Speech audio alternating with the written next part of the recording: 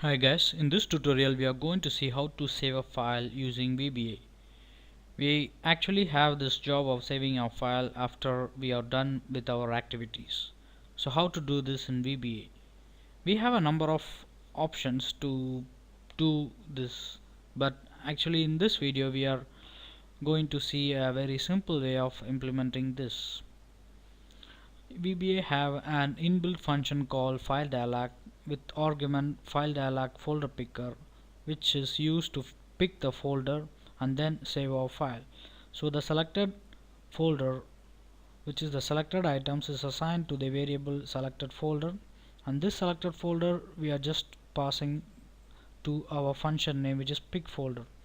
The reason is, in the main module we are just assigning this pick folder string to a variable called location, and finally we are going to save our file name as location followed by slash followed by the file name followed by the file extension.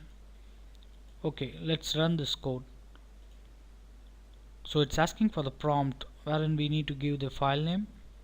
Let's give test file name folder picker. I'm giving OK.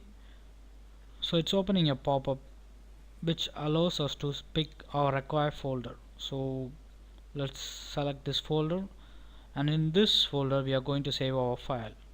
I'm just giving OK, and we are getting a message box of the selected folder, and finally it's saved. Let's go to the folder wherein we saved. As you can see, we have our file name saved, test file name folder picker. So this is the file which we saved. So in this way we can save our file. Thanks for watching. Please like and subscribe for more videos. Take care.